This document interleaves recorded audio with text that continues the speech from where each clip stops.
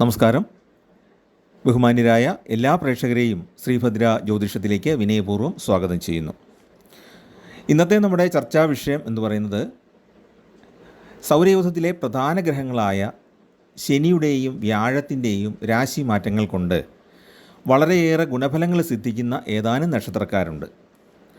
അത് ആരൊക്കെയാണ് എന്നുള്ളതാണ് നമ്മൾ ഇന്ന് നോക്കുന്നത്. അപ്പോൾ ഈ 2025 പ്രത്യേകത എന്ന് പറഞ്ഞാൽ എല്ലാ ഗ്രഹങ്ങളും തന്നെ സ്ഥാനം മാറുന്ന ഒരു വർഷമാണ്. അതായത് രാഹു കേതുക്കൾ എന്നുള്ള നിഴൽ ഗ്രഹങ്ങൾ ഉൾപ്പെടെ എല്ലാ ഗ്രഹങ്ങൾക്കും സ്ഥാനമാറ്റം വരുന്ന ഒരു വർഷമാണ്. അതുകൊണ്ട് തന്നെ രാഷ്ട്രീയ പ്രാധാന്യമുണ്ട്, കാലാവസ്ഥാ സംബന്ധമായിട്ട് പ്രാധാന്യമുണ്ട്.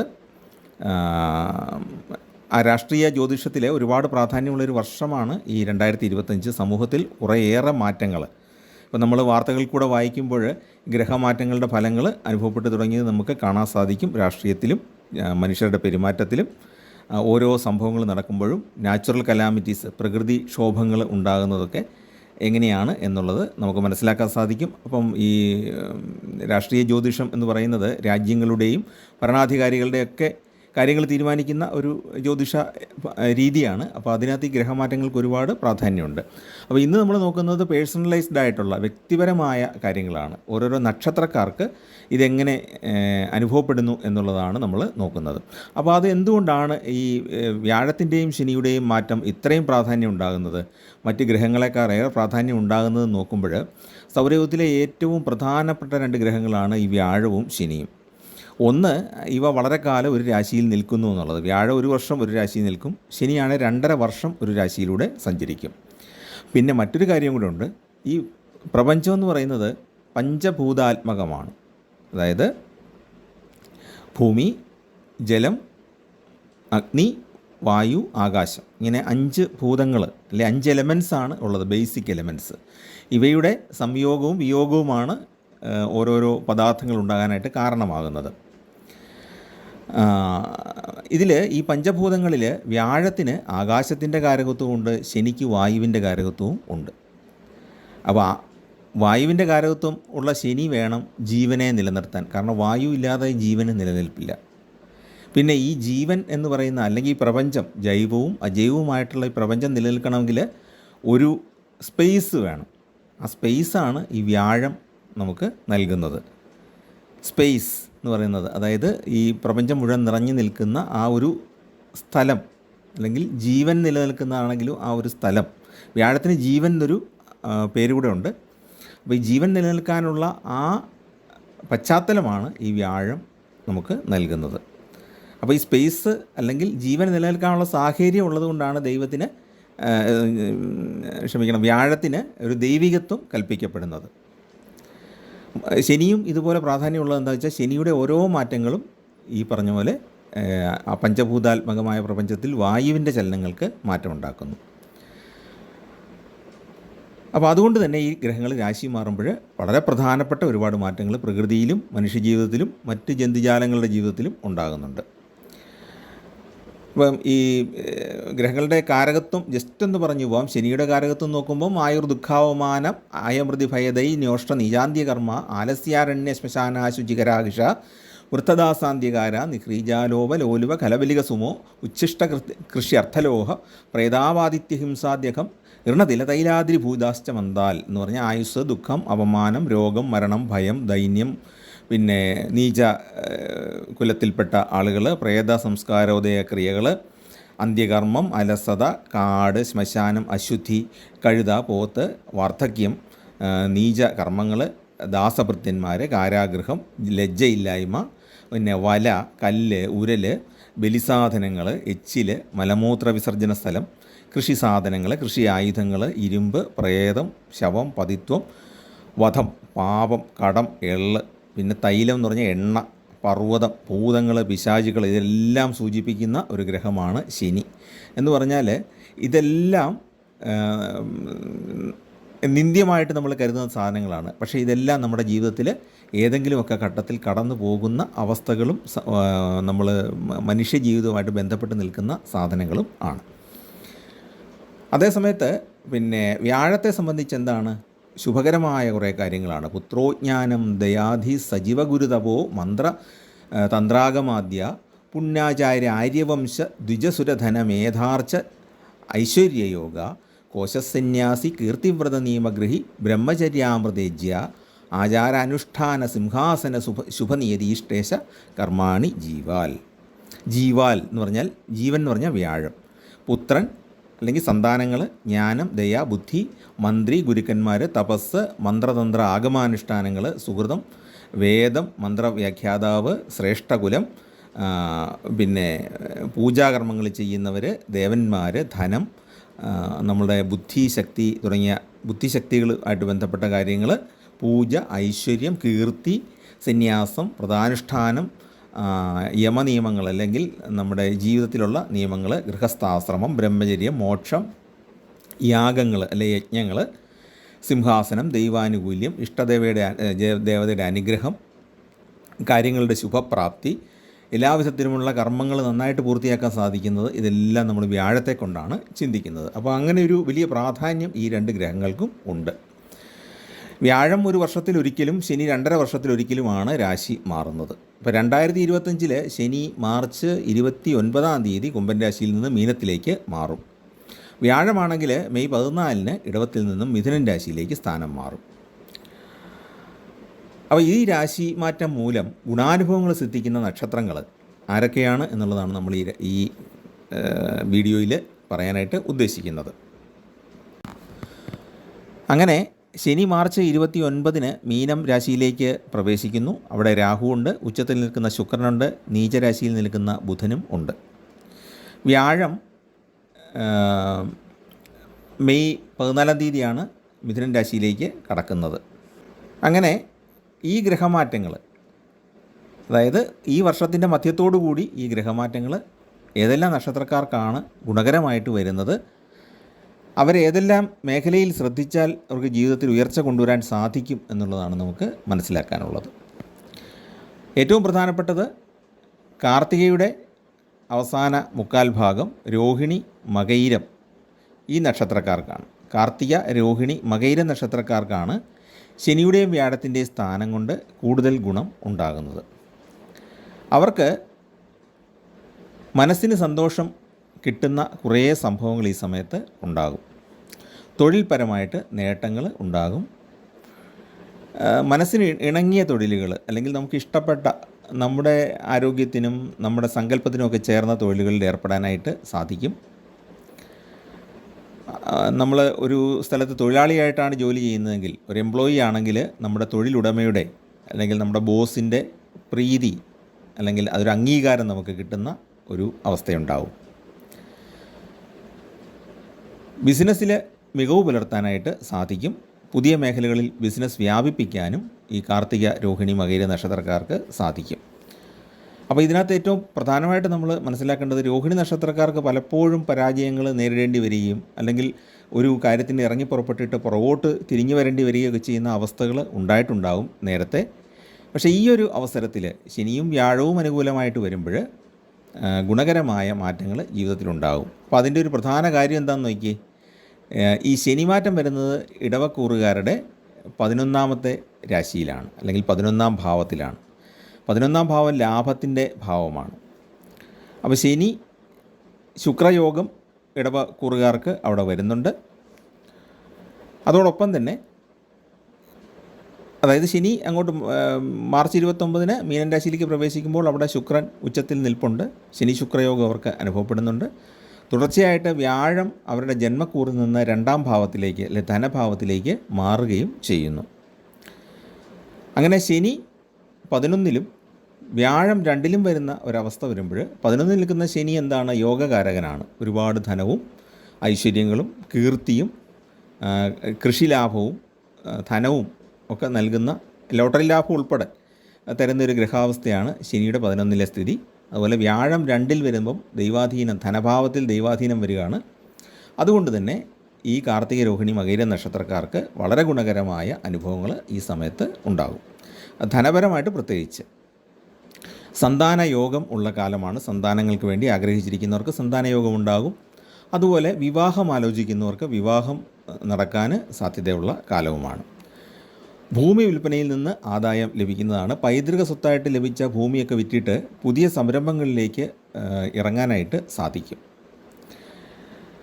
കർമ്മരംഗത്ത് ഉന്നതി ഉണ്ടാകും. പുതിയ പുതിയ സൗഹൃദങ്ങൾ ഉണ്ടാകും. അവിടെ ശ്രദ്ധിക്കേണ്ട ഒരു കാര്യമുണ്ട് സൗഹൃദങ്ങൾ എടുക്കുമ്പം. അതായത് നമ്മളിലേക്ക് വരുന്ന ആൾക്കാരുണ്ടല്ലോ, നമ്മുടെ അടുത്തേക്ക് സൗഹൃദവുമായിട്ട് വരുന്ന ആൾക്കാരെ പറ്റിയൊരു പഠനം നമ്മൾ നടത്തണം. അവരെ നന്നായിട്ടൊന്ന് അനലൈസ് ചെയ്ത ശേഷം മാത്രമേ നമ്മുടെ ഒരു ക്ലോസ് സർക്കിളിലേക്ക്, വളരെ അടുത്ത സുഹൃത്ബന്ധത്തിലേക്ക് കൊണ്ടുവരാവുള്ളൂ. കാരണം ഈ ശനി നൽകുന്ന സൗഹൃദം എന്ന് പറയുന്നത് നമുക്ക് 100% ഡിപ്പെൻഡബിൾ അല്ല, എന്ന് പറഞ്ഞാൽ ആശ്രയിക്കാവുന്നതല്ല. കാരണം ഈ ശനി തരുന്ന ഭാഗ്യം, ശനി തരുന്ന ലോട്ടറി ഭാഗ്യം, അല്ലെ ശനി തരുന്ന പെട്ടെന്നുള്ള ഭാഗ്യലാഭം, അതുപോലെ രാഹു തരുന്ന പെട്ടെന്നുള്ള ഭാഗ്യലാഭം, ഇതൊന്നും നമുക്ക് പൂർണ്ണമായിട്ടും അങ്ങോട്ട് ആശ്രയിക്കാൻ പറ്റില്ല. ഈ ശനിയുടെ ഒരു പ്രത്യേകത പലപ്പോഴും ഞാൻ പറഞ്ഞിട്ടുണ്ട്. ശനി നമ്മളെ പരീക്ഷിക്കുകയാണ്. പലപ്പോഴും ഒരു ഗുരു നമുക്കൊരു പരീക്ഷ നടത്തുന്ന രീതിയിൽ, അല്ലെങ്കിൽ ഒരു അധ്യാപകൻ നമുക്ക് പരീക്ഷ നടത്തുന്ന രീതിയിൽ ശനി നമ്മളെ പലപ്പോഴും പരീക്ഷിക്കും. അത് നമ്മുടെ പാപകർമ്മങ്ങളിൽ നിന്നുള്ള മോചനം, മോക്ഷത്തിലേക്കുള്ള പാത, ഇങ്ങനെ പല രീതിയിൽ ആചാര്യന്മാർ വ്യാഖ്യാനിച്ചിട്ടുണ്ട്. അതായത് നമ്മുടെ മോക്ഷ പ്രാപ്തിയാണല്ലോ നമ്മുടെ ലക്ഷ്യം, ഒരു ജീവൻ്റെ പാപങ്ങളെല്ലാം മാറ്റിയിട്ട്. അപ്പോൾ അതിനു വേണ്ടിയിട്ടാണെന്ന് പറയുമെങ്കിൽ പോലും നമ്മുടെ ഭൗതിക ജീവിതത്തിൽ അത് ഒരുപാട് ബുദ്ധിമുട്ടുണ്ടാക്കും. അതുകൊണ്ട് അതിൽ കണ്ടമാനം അഹങ്കരിക്കരുത് ശനി തരുന്ന ഐശ്വര്യങ്ങളിൽ. അതുപോലെ ഈ സൗഹൃദങ്ങൾ വന്നാൽ അതിനെ പെട്ടെന്ന് തന്നെ എടുത്തങ്ങോട്ട് കൂട്ടത്തിൽ കൂട്ടരുത്. ഒരു കൈ അകലത്തിൽ ആദ്യം നിർത്തി നന്നായിട്ട് ബോധ്യപ്പെട്ട ശേഷം മാത്രമേ നമ്മുടെ അടുത്തേക്ക് ചേർക്കാവുള്ളൂ. അപ്പോൾ സന്താന ഗുണമുണ്ട് പറഞ്ഞു. ദാമ്പത്യ ജീവിതത്തിൽ ഗുണകരമായ അവസ്ഥയുണ്ടാകും. തമ്മിൽ പിണങ്ങി നിന്ന ദമ്പതികളൊക്കെ ഒന്നിച്ചു ചേരാനുള്ള സാധ്യതയുണ്ട്. അതുപോലെ തന്നെ ഭാര്യയുടെ കുടുംബസ്വത്ത് കിട്ടാനുള്ള ഒരു യോഗവും ഈ സമയത്ത് ഉണ്ട്. ബിസിനസ്സിൽ നല്ല ധനലാഭവും പുരോഗതിയും ഉണ്ടാകും. പുതിയ ബിസിനസ് പങ്കാളികൾ വന്നു ചേരും. മാനസികമായ സംതൃപ്തി അനുഭവപ്പെടും. നല്ല ഭക്ഷണം കഴിക്കാനുള്ള യോഗവും ഉണ്ട്. മംഗളകർമ്മങ്ങളിൽ കുടുംബാംഗങ്ങളോടൊത്ത് സംബന്ധിക്കാനുള്ള ഒരു അനുഗ്രഹമുണ്ട്. താൽക്കാലിക ജോലിയിലൊക്കെ ഏർപ്പെട്ടിരിക്കുന്ന ജീവനക്കാർക്ക് അത് സ്ഥിരപ്പെട്ട് കിട്ടാനും യോഗമുണ്ട്. പിന്നെ ഏതൊരു പ്രവർത്തനം ഏറ്റെടുത്താലും അത് നല്ല രീതിയിൽ പൂർത്തിയാക്കാൻ സാധിക്കും. നമ്മുടെ കുടുംബാംഗങ്ങൾക്ക് സംതൃപ്തി ഉണ്ടാകും. അല്ലെങ്കിൽ ജോലിയിലാണെങ്കിൽ ആ ജോലിയുടെ തൊഴിലുടമയ്ക്ക് സംതൃപ്തി ഉണ്ടാകുന്ന രീതിയിൽ കാര്യങ്ങൾ പൂർത്തിയാക്കാൻ സാധിക്കും. വിദ്യാർത്ഥികളെ സംബന്ധിച്ച് പരീക്ഷകളിൽ വിജയമുണ്ടാകും. ഉദ്ദേശിച്ച കോഴ്സുകൾക്ക് നമുക്ക് പ്രവേശനം ലഭിക്കും. പിന്നെ മറ്റൊരു പ്രത്യേകത കൂടെ അവിടെ പറയാനുള്ളത്, നേരത്തെ ഒത്തിരി സപ്ലിയൊക്കെ എഴുതാനുള്ള കുട്ടികൾ കാണും. പ്രത്യേകിച്ച് പ്രൊഫഷണൽ കോഴ്സുകൾക്ക് പഠിക്കുന്നവർക്ക് പല പേപ്പറും കിട്ടാതെ ബാക്ക്ലോഗായിട്ട് കിടക്കുന്ന ആൾക്കാർ ഈ ഒരു സമയത്ത് നന്നായിട്ട് ശ്രമിച്ചാൽ, അതായത് ശനി 11-ലും വ്യാഴൻ 2-ലും വരുന്ന ഈ ഒരു കാലഘട്ടത്തിൽ ശ്രമിച്ചാൽ അവർക്ക് ആ സപ്ലിമെൻ്ററി പേപ്പറുകളൊക്കെ എഴുതിയെടുത്ത് നല്ലൊരു വിജയം കാഴ്ചവെക്കാനായിട്ട് സാധിക്കും. അതുകൊണ്ട് അതിനൊരു ഉപേക്ഷ വിചാരിക്കരുത്. വിദ്യാർത്ഥികൾ മറ്റ് കാര്യങ്ങളിലോട്ടുള്ള ശ്രദ്ധ ഡൈവേർട്ട് ചെയ്ത് പോകാതെ ഈ ഒരു സമയത്ത് പഠനത്തിൽ ശ്രദ്ധിക്കുക. അവരുടെ പെൻഡിങ്ങുള്ള പേപ്പറുകളൊക്കെ എഴുതിയെടുത്ത് നല്ലൊരു പ്രൊഫഷണലായിട്ട് മാറാൻ അവർക്ക് സാധിക്കുന്നതാണ്.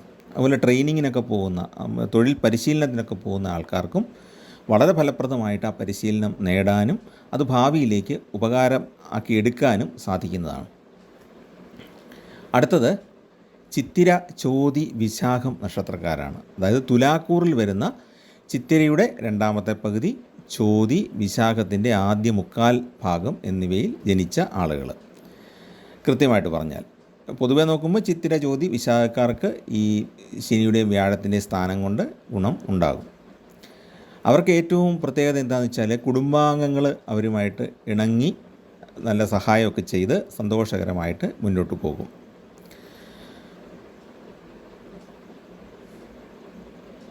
അപ്പം തുലാക്കൂറുകാരെ സംബന്ധിച്ച് ശനി നിൽക്കുന്നത് 6-ലാണ്.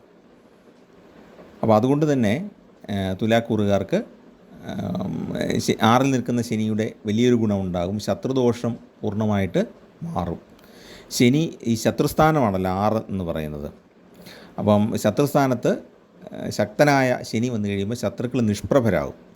അങ്ങനെ ഒരു വലിയ ഗുണമുണ്ട്. അത് മീനത്തിൻ്റെ രാശി, മീനൻ രാശിയിലാണ്, വ്യാഴത്തിൻ്റെ രാശിയായ മീനത്തിലാണ് ശനി നിൽക്കുന്നത്. ആ ഒരു പ്രത്യേകതയും അവർക്ക് ലഭിക്കുന്നതാണ്. വ്യാഴമാണെങ്കിൽ അവരെ സംബന്ധിച്ച് ഭാഗ്യസ്ഥാനമായ 9-ലാണ് വരുന്നത്. അതായത് മിഥുനം രാശിയിലേക്ക് വ്യാഴം പോകുമ്പോൾ അവരുടെ 9-ലാണ് വ്യാഴം വരുന്നത്. അപ്പോൾ അതുകൊണ്ട് എന്താണ്, മനസ്സിന് സന്തോഷം നൽകുന്ന വാർത്തകളുണ്ടാകും. കലാരംഗത്തും ഒക്കെ പ്രവർത്തിക്കുന്ന ആളുകൾ വളരെ ഗുണകരമായ അനുഭവങ്ങൾ അവർക്ക് ഉണ്ടാകും. നൃത്തം, സംഗീതം, ചിത്രരചന, സിനിമ, നാടകം തുടങ്ങിയ രംഗങ്ങൾക്ക് പ്രവർത്തിക്കുന്ന ആളുകൾക്ക് വളരെയേറെ പ്രശസ്തിയും ധനവും ഉണ്ടാകും. പിന്നെ മനസ്സ് വളരെ കാം ആൻഡ് ക്വയറ്റ് ആയിരിക്കും. അനാവശ്യ ചിന്തകളൊന്നും ഇല്ലാതെ, ടെൻഷനൊന്നും ഇല്ലാതെ ധൈര്യപൂർവ്വം കാര്യങ്ങൾ ചെയ്ത് ഭാവിയെപ്പറ്റി ആശങ്കപ്പെടാതെ പോകാനായിട്ട് സാധിക്കും. പൈതൃക സ്വത്ത് ലഭിക്കും. വിദ്യാർത്ഥികളെ സംബന്ധിച്ച് അല്ലെങ്കിൽ ഉദ്യോഗാർത്ഥികളെ സംബന്ധിച്ച് മത്സര പരീക്ഷകളിൽ നല്ല വിജയസാധ്യതയുള്ളൊരു കാലഘട്ടമാണ്. ബന്ധുജനങ്ങളിൽ നിന്നും സഹായം ധാരാളമായിട്ട് ലഭിക്കുന്ന കാലഘട്ടവുമാണ്. സാമ്പത്തിക ഇടപാടുകൾ സൂക്ഷിച്ച് ചെയ്യുക എന്നുള്ളതാണ് ഈ സമയത്ത് ശ്രദ്ധിക്കേണ്ടത്. സുഹൃത്തുക്കളുടെ സഹായം ഉണ്ടാകും. പുതിയ സുഹൃത്ത് ബന്ധങ്ങൾ ഗുണകരമായിട്ട് വരുന്ന കാലമാണ്. പിന്നെ ഭാഗ്യഭാവത്തിൽ വ്യാഴം നിൽക്കുന്നതുകൊണ്ട് തന്നെ ഭാഗ്യാനുഭവങ്ങൾ കുറേയേറെ ഉണ്ടാകും. നമ്മൾ നഷ്ടപ്പെട്ടു പോയി എന്ന് വിചാരിച്ചിരുന്ന ധനമൊക്കെ തിരികെ കിട്ടും. നമ്മുടെ കയ്യിൽ നിന്ന് നേരത്തെ കടം വാങ്ങിച്ചുകൊണ്ട് പോയിട്ട് തിരികെ തരാത്തവർ അത് തിരികെ കൊണ്ടുത്തരും. പലതവണ ചോദിച്ചിട്ട് നേരത്തെ കിട്ടാത്തതൊക്കെ ഇപ്പോൾ കിട്ടും. വ്യാപാരത്തിൽ നിന്നും ധനലാഭം ഉണ്ടാകും. നേരത്തെ നമ്മൾ പുതിയൊരു മേഖലയിൽ വ്യാപാരം കൊണ്ടുപോകാൻ ശ്രമിച്ചിട്ട് നടക്കാതെ വന്നത് ഈ സമയത്ത് ശ്രമിച്ചാൽ സാധിക്കും. സുഹൃത്ത് ബന്ധങ്ങൾ കൂടുതൽ ശക്തമാകും. നമ്മുടെ ബിസിനസ്സിലാണെങ്കിലും വ്യക്തിപരമായ കാര്യങ്ങളിലാണെങ്കിലും അവരുടെ സഹായമൊക്കെ ലഭിക്കും. ആധ്യാത്മികമായ കാര്യങ്ങളിൽ ഇടപെടുന്നതിലൂടെ ജനങ്ങളുടെ ഒരു പരിഗണന, അതുപോലെ ജനങ്ങളുടെ ഒരു ബഹുമാനമൊക്കെ ലഭിക്കുന്ന കാലമാണ്. തൊഴിൽപരമായിട്ടുള്ള ബുദ്ധിമുട്ടുകൾക്കെല്ലാം മാറ്റം വന്ന് വളരെ ആശ്വാസവും, ഒരുപാട് ടോർച്ചറുകൾ അല്ലെങ്കിൽ ഒരുപാട് ബുദ്ധിമുട്ടുകൾ, മനസ്സിന് വിഷമം, അതുപോലെ തന്നെ ശാരീരികമായ ബുദ്ധിമുട്ടുകളൊക്കെ തൊഴിലിൽ അനുഭവപ്പെട്ടുകൊണ്ടിരുന്നവർക്ക് അതിൽ നിന്നൊക്കെ നല്ലൊരു ആശ്വാസം ലഭിക്കുന്ന കാലമാണ്.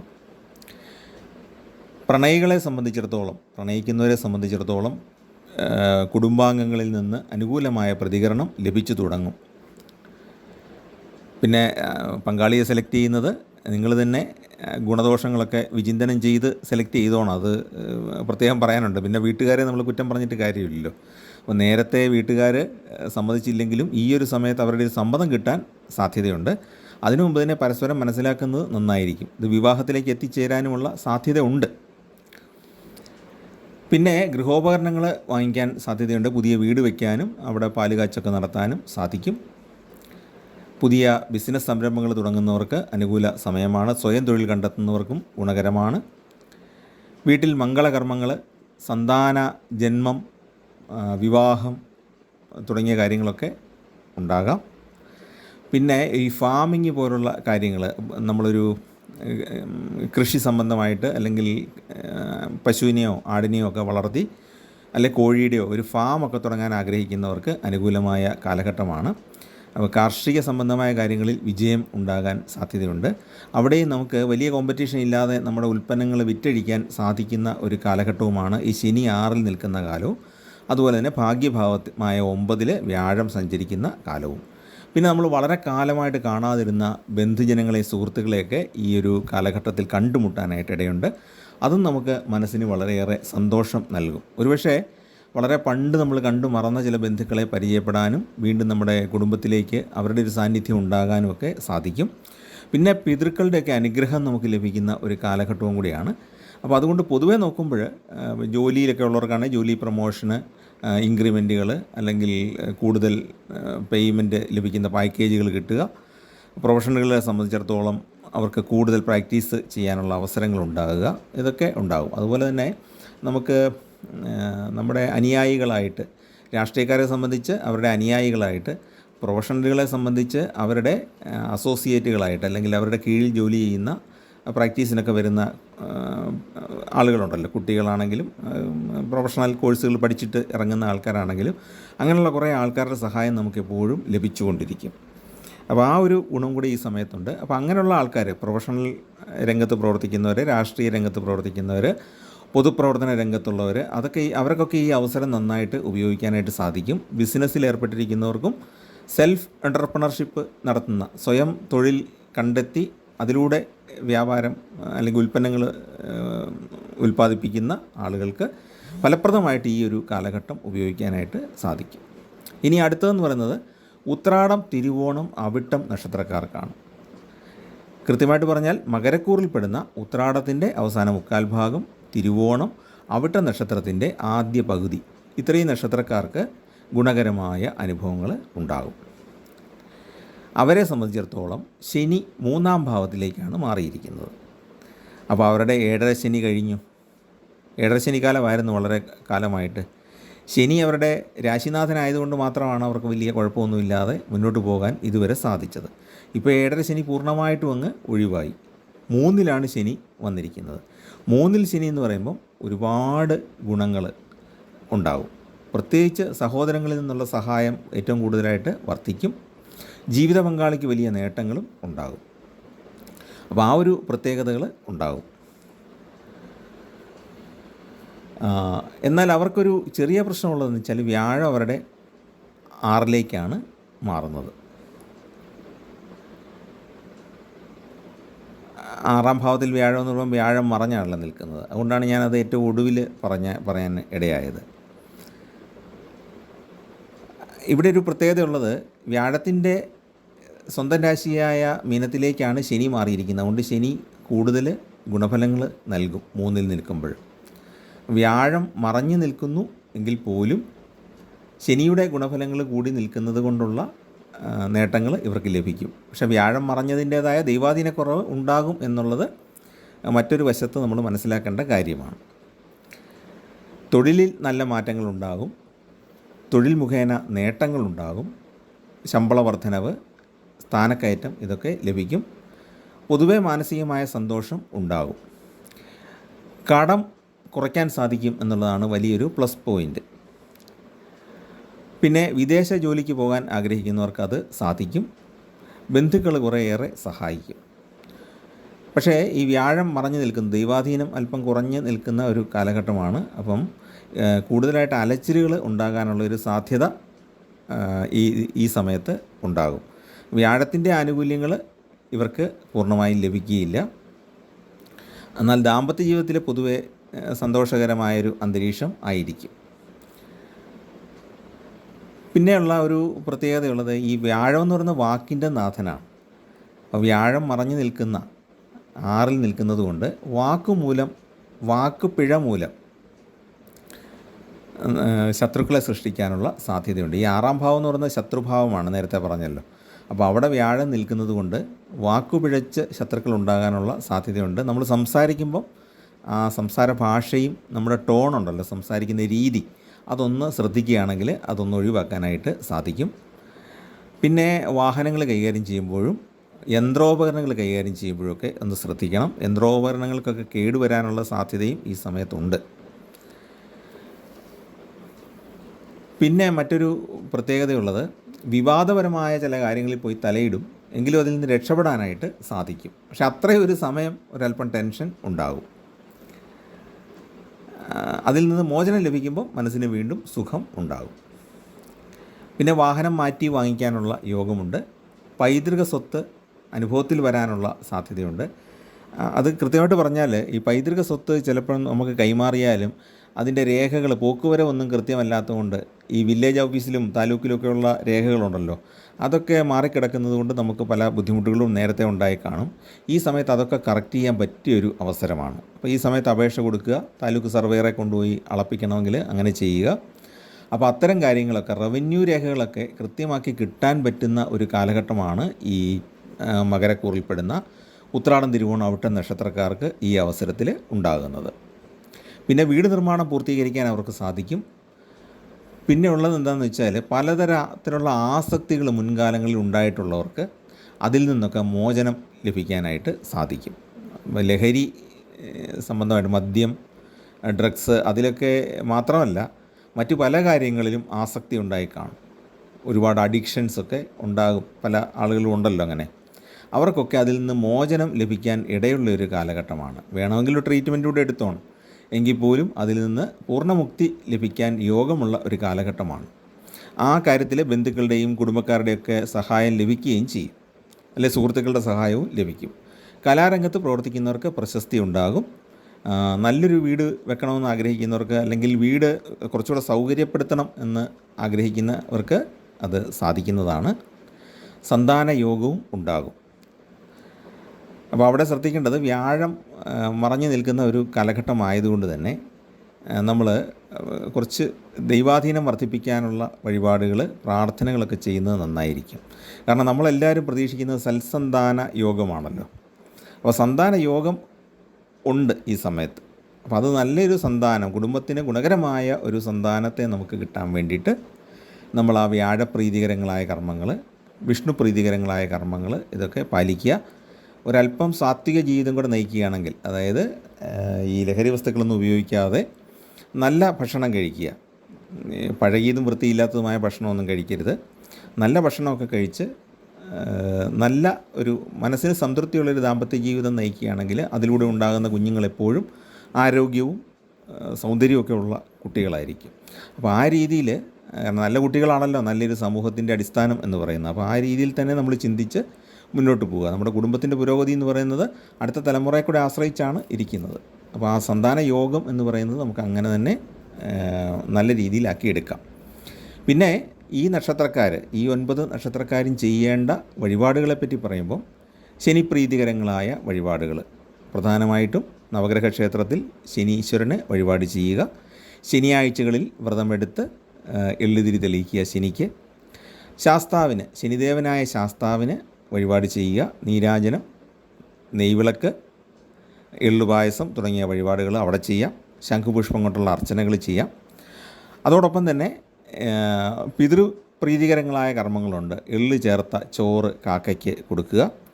പിന്നെ എല്ലാ മതക്കാർക്കും പിതൃപ്രീതികരങ്ങളായി ചെയ്യാവുന്ന കാര്യമാണ് അന്നദാനം കൊടുക്കുക എന്നുള്ളത്. അതായത് വിശന്നു വരുന്ന അർഹിക്കുന്ന ഒരാളിന് അല്ലെങ്കിൽ കുറച്ച് പേർക്ക് അന്നം കൊടുക്കുക, അല്ലെങ്കിൽ ഭക്ഷണം കൊടുക്കുക, വിശപ്പിനുള്ള ഭക്ഷണം കൊടുക്കുക. അത് പിതൃക്കളെ സംബന്ധിച്ചിടത്തോളം വളരെ പ്രീതികരങ്ങളാണ്. അവർ ജീവിക്കുന്ന ആ പിതൃലോകത്തിൽ ഒരു സ്റ്റെപ്പ് കൂടെ ഉയരാനായിട്ട് നമ്മുടെ ഈ പ്രവൃത്തി കൊണ്ട് സാധിക്കും. അതേ സമയത്ത് തന്നെ നമ്മുടെ പാപകർമ്മങ്ങളിൽ നല്ലൊരു കുറവ് വരികയും ചെയ്യും. അതുകൊണ്ട് നല്ല വിശ്വാസമുള്ള ആൾക്കാർ അതൊന്ന് ചെയ്യുക. അറിയാം, നമ്മുടെ ജീവിതത്തിൽ വരുന്ന മാറ്റങ്ങൾ നിങ്ങൾ അനുഭവിച്ചറിഞ്ഞാൽ മതി. നമ്മൾ അന്നദാനം കൊടുക്കുമ്പോൾ അർഹിക്കുന്ന ഒരാളിന്, വിശന്നു വരുന്ന അർഹിക്കുന്ന ഒരാളിന് നമ്മൾ ഒരു നേരം അല്ലെങ്കിൽ 2 നേരം അന്നം കൊടുത്താൽ, ഭക്ഷണം വാങ്ങിച്ചു കൊടുത്താൽ അയാൾക്കുണ്ടാകുന്ന ആ സന്തോഷമുണ്ടല്ലോ, ആ സമയത്തുണ്ടാകുന്ന സംതൃപ്തി ഒരു അനുഗ്രഹമായിട്ട് നമ്മളിലേക്ക് എത്തിച്ചേരും.